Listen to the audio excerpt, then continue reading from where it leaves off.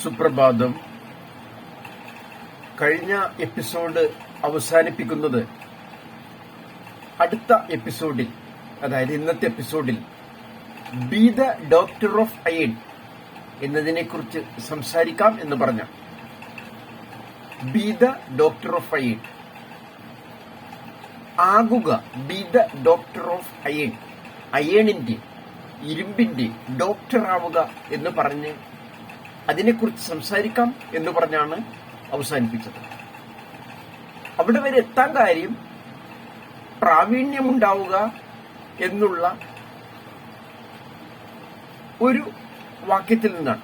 അതായത് വാക്യം efficiency makes life easier എന്നുള്ളതിനെ കുറിച്ചാണ് സംസാരിച്ചത് ഒട്ടുമിക്കവാറും സമയം കഴിഞ്ഞ പ്രാവശ്യം. അപ്പോൾ പല വിഷയങ്ങളുമായി ഫാബ്രിക്കേഷൻ ബന്ധപ്പെട്ടിരിക്കുന്നുവെന്നും ഫിസിക്സ്, കെമിസ്ട്രി അങ്ങനെ തുടങ്ങി അവസാനം സർക്കസ് വരെയുള്ള വിഷയങ്ങളെ കുറിച്ച് നമ്മൾ ഏകദേശം പറഞ്ഞു. അപ്പൊ നമുക്ക് കഴിഞ്ഞ എപ്പിസോഡിൽ പറഞ്ഞതിന്റെ തുടർച്ച എന്ന രീതിയിൽ B the doctor of iron എന്നതിനെ കുറിച്ച് സംസാരിക്കാം. ആദ്യമായി തന്നെ പറയുന്നത് സേഫ്റ്റി ഫസ്റ്റ് എന്നുള്ളത് ഓർക്കണം. സേഫ്റ്റി ഫസ്റ്റ് ആയിട്ട്, സേഫ്റ്റി ആദ്യം, അതിന് ഒന്നാം സ്ഥാനം കൊടുത്തിട്ട് വേണം ബി ദ ഡോക്ടർ ഓഫ് അയണും പ്രൊഡക്ഷനും. We have to be the doctor of iron. നമ്മൾ അയണിന്റെ ഡോക്ടർ ആയിരിക്കണം. പക്ഷേ അതിനു മുന്നേ ആയിരിക്കേണ്ടത് സേഫ്റ്റി ഫസ്റ്റ് എന്നുള്ള മുദ്രാവാക്യവുമായി മുന്നേറുകയാണ് വേണ്ടത്. ഓക്കെ, നമുക്ക് ഈ B the doctor of iron എന്ന് പറഞ്ഞാൽ എന്താണെന്ന് നോക്കാം. ലോഹങ്ങളുടെ ഡോക്ടറാവുക, വൈദ്യനാവുക, ബിഷഗ്വരനാവുക. എന്താണ് ബിഷഗ്വരന്റെ പ്രത്യേകത, വൈദ്യന്റെ പ്രത്യേകത? അയാൾ രോഗിയെ അറിയുന്നു. ഒരുപക്ഷെ വൈദ്യശാസ്ത്രവുമായി ബന്ധം അശേഷം പോലുമില്ലാത്ത എനിക്ക് ഒന്നും അറിയില്ല എങ്കിലും വൈദ്യശാസ്ത്രത്തെക്കുറിച്ച് അറിവ് കൂടുന്നതിന്റെ തോതനുസരിച്ച് ആ ഡോക്ടർക്ക് ആ വ്യക്തിയുടെ, രോഗിയുടെ അല്ലെങ്കിൽ ഒരു മനുഷ്യന്റെ ബാഹ്യ ശരീരം മാത്രമല്ല ആന്തരിക ശരീരത്തെക്കുറിച്ചുകൂടി അറിയാൻ സാധിക്കുന്നു. ഇന്ന വ്യക്തിയുടെ ഇന്ന ശരീരഭാഗം, ഹൃദയം, അതിന്റെ പ്രവർത്തനം ക്ഷയിച്ചുകൊണ്ടിരിക്കുന്നു, ഇത്ര തോതിൽ ക്ഷയിച്ചുകൊണ്ടിരിക്കുന്നു, അല്ലെങ്കിൽ ഇത്ര തോതിൽ അത് വളർച്ച പ്രാപിക്കുന്നു, ഇന്ന ശരീരഭാഗത്ത് ഇന്ന അണുക്കൾ സംക്രമിച്ചിരിക്കുന്നു, അങ്ങനെ ചിലതൊക്കെ പറയാൻ സാധിക്കുന്നുണ്ട്. ചിലപ്പോൾ കരസ്പർശനങ്ങളിലൂടെയായിരിക്കാം, ചിലപ്പോൾ എക്സ്റേ എടുത്തു നോക്കിയിട്ടായിരിക്കാം, ചിലപ്പോൾ മറ്റേതെങ്കിലും സ്കാനിങ്ങിലൂടെയായിരിക്കാം. എങ്ങനെയായാലും ഒരു ഡോക്ടർ തിരിച്ചറിയുന്നു, ബാഹ്യ ശരീരം മാത്രമല്ല ആന്തരിക ശരീരം കൂടി. ആ ഡോക്ടറുടെ പ്രതിഭയുടെ അടിസ്ഥാനത്തിൽ കൂടുതലായി തിരിച്ചറിയാൻ സാധിക്കുന്നു. കൂടുതലായി തിരിച്ചറിയുന്ന വ്യക്തിയെ മാത്രമേ നല്ല ഡോക്ടറിന് പറയേണ്ട ആവശ്യവുമുള്ളൂ. അപ്പൊ ഡോക്ടർ എങ്ങനെ രോഗിയെ തിരിച്ചറിയുന്നു, അല്ലെങ്കിൽ ഒരു മനുഷ്യനെ തിരിച്ചറിയുന്നു, ആ മനുഷ്യന്റെ ശരീരത്തിലെ ആന്തരിക അവയവങ്ങൾ എപ്രകാരം പ്രവർത്തിക്കുന്നു എന്നതൊക്കെ സംബന്ധിച്ച് അറിയുന്നു.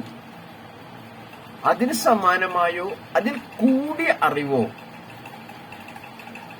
ഒരു ശരീരം പോലുമല്ലാത്ത, ജീവൻ പോലുമില്ലാത്ത ഇരുമ്പിനെ കുറിച്ചറിയണം. ഇരുമ്പ്, അതിനെക്കുറിച്ച് അറിയണമെന്ന് പറഞ്ഞാൽ 2-3 ഉദാഹരണം മാത്രം പറയാം. ഒരു ഇരുമ്പ് ഒരു ആംഗിൾ ആണെന്ന് കരുതുക. ഒരു ഉദാഹരണം മാത്രമാണ് പറയുന്നത്. ഒരു ആംഗിള്, 6 മീറ്റർ നീളമുള്ള ഒരു ആംഗിൾ, അതിന്റെ രണ്ടറ്റത്തും എന്തോ സപ്പോർട്ടിൽ നിൽക്കുന്നു, എന്തോ താങ്ങി നിൽക്കുന്നത് കാരണം, രണ്ട് ഭാഗത്തും എന്തോ വസ്തു വെച്ചിട്ടുള്ളത് കാരണം ആ ആംഗിൾ മറ്റു സ്ഥലങ്ങളിൽ നിലം തൊടാതെ നിൽക്കുന്നു. അതിന്റെ കൃത്യം മധ്യഭാഗത്ത് നാം അമർത്തുകയാണ്. ഇത് അമർത്തിയാൽ എത്രമാത്രം ഇത് ബെൻഡാകും, ഓരോ പ്രാവശ്യവും എത്രമാത്രം ഇത് വളഞ്ഞു വരും. അത് ഓരോ പ്രാവശ്യം അടിച്ചടിച്ചു നോക്കുകയല്ല, ആ കണക്ക് മനസ്സിലുണ്ടാവണം. ഞാൻ ഇത്രയും താഴോട്ട് പ്രസ് ചെയ്താൽ, അമർത്തിയാൽ അതിന് ഇത്ര ബെൻഡ് വരും, ഇത്ര വളവ് വരും. ഞാൻ രണ്ട് അറ്റത്തും വച്ചിരിക്കുന്ന സപ്പോർട്ടുകൾ, രണ്ട് അറ്റത്തും വെച്ചിരിക്കുന്ന ആ ആംഗിൾ നിലത്ത് വീഴാതെ വെച്ചിരിക്കുന്ന 2 കട്ടകൾ, അത് എത്ര അടുപ്പിക്കുന്നോ അപ്പോൾ അമർത്തുന്നതും അകലങ്ങളിലായിരിക്കുമ്പോൾ അമർത്തുന്നതും തമ്മിൽ വ്യത്യാസമുണ്ട്. കൊടുക്കേണ്ട ബലത്തെക്കുറിച്ച് തിരിച്ചറിയുക. ഒരു പ്രാവശ്യം ബലം കൊടുത്തു, ശരിയായില്ല. രണ്ടാമത്തെ പ്രാവശ്യം ബലം കൊടുത്തു, എത്തേണ്ടതിന്റെ അപ്പുറത്ത് പോയി, വീണ്ടും തിരിച്ചിട്ട് ശരിയാക്കാൻ നോക്കി. അങ്ങനെ പലതവണ ചെയ്താൽ ഒരുപക്ഷെ ശരിയാകുമായിരിക്കും. പക്ഷെ ഒറ്റ പ്രാവശ്യം ചെയ്യുക, ഒറ്റ പ്രാവശ്യം കൊണ്ട് പൂർണ്ണമാക്കുക. 2 ഗുണങ്ങൾ. 1 സമയലാഭം. രണ്ടാമത്തെ ഗുണം എന്താ? അത് പലതരത്തിലായിരിക്കാം പ്രസ് ചെയ്യുന്നത്. ഒരുപക്ഷെ ഹാമർ കൊണ്ടായിരിക്കാം, ചുറ്റിക കൊണ്ടായിരിക്കാം, അല്ലെങ്കിൽ പ്രസ്സിംഗ് മെഷീനിലായിരിക്കാം, അല്ലെങ്കിൽ ഹീറ്റ് ട്രീറ്റ്മെന്റിലൂടെ ആയിരിക്കാം, ചൂട് നൽകിക്കൊണ്ടായിരിക്കാം, ഗ്യാസ് കട്ടിങ്ങിന് ഉപയോഗിക്കുന്ന സിസ്റ്റത്തിൽ ഹീറ്റിംഗ് ടോർച്ച് ഉപയോഗിക്കാൻ പറ്റുമല്ലോ, ചൂടാക്കുന്ന ടോർച്ച് ഉപയോഗിക്കാൻ പറ്റുമല്ലോ. ആ ഹീറ്റിംഗ് ടോർച്ച് ഉപയോഗിച്ച് ചിലപ്പോൾ ചെയ്യേണ്ടി വരും. ആംഗിളിന് ചെയ്യണമെന്നല്ല പറഞ്ഞത്.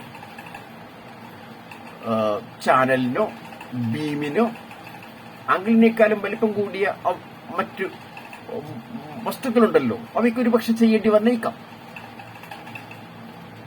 അപ്പോ എങ്ങനെ പ്രസ് ചെയ്യണമെന്നുള്ളത് കൂടി നമ്മൾ അറിഞ്ഞിരിക്കണം. എങ്ങനെ അമർത്തണമെന്ന്. വെറുതെ കൈകൊണ്ട് അമർത്തിയാൽ മതിയോ? ചെറിയ ചുറ്റിക കൊണ്ടടിച്ചാൽ മതിയോ? ഹാമർ കൊണ്ടടിച്ചാൽ മതിയോ? വലിയ ഹാമർ കൊണ്ടടിച്ചാൽ കേണ്ടി വരുമോ? അതോ പ്രസ്സിംഗ് മെഷീനിൽ വെക്കണമോ? അത് ജാക്ക് വെക്കണമോ? ഹീറ്റ് കൊടുക്കണമോ? Heat treatment കൊടുക്കണമോ?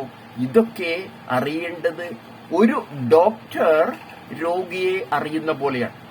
രോഗിയെ അറിയുന്നു, ഇയാൾക്ക് ഇന്ന മരുന്ന് കൊടുത്താൽ ഈ രോഗം സുഖപ്പെടും, ഈ രോഗിക്ക് ഇന്ന മരുന്ന് ഇന്ന അനുപാതത്തിൽ കൊടുത്താൽ ഈ രോഗം മൂർച്ഛിക്കും, ഇന്ന അനുതാപം കൂട്ടിയാൽ അല്ലെങ്കിൽ കുറച്ചാൽ ആ രോഗം സാവധാനം കുറയും. അങ്ങനെ വ്യത്യസ്തമായ രീതിയിൽ നല്ല ഡോക്ടർ അറിയുന്നത് പോലെ. നല്ല ഡോക്ടർ എന്നുള്ള വാക്ക് ഞാൻ ഉപയോഗിക്കുകയാണ്. MBBS പാസ്സായ എല്ലാവരും വിദഗ്ധരായ ഡോക്ടറാണെന്നൊന്നും ഞാൻ പറയുന്നില്ല, അതല്ല വിഷയം എന്നുള്ളതുകൊണ്ട്. അപ്പോ ഒരു നല്ല ഡോക്ടർ ആവുക. നല്ല ഡോക്ടർ എങ്ങനെ രോഗിയെ അറിയുന്നു, അതുപോലെ ഇരുമ്പിന്റെ നല്ല ഒരു ഡോക്ടർ ആവുക. എല്ലാ മേഖലയിലും പ്രാവീണ്യമുണ്ടാവുക.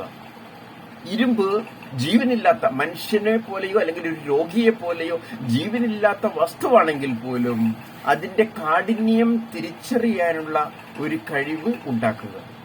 അടുത്ത എപ്പിസോഡിലും ഇതിന് സമാനമായ 1-2 ഉദാഹരണങ്ങൾ കൂടി ഞാൻ പറയാൻ ആഗ്രഹിക്കുകയാണ്. സേഫ്റ്റിയോടുകൂടി ജോലി ചെയ്യുക. എല്ലാവർക്കും സുരക്ഷ നിറഞ്ഞ ഒരു ദിനം ആശംസിച്ചുകൊണ്ട് ഇന്നത്തെ TBT ടൂൾ ബോക്സ് ടോക്ക് നിർത്തുന്നു.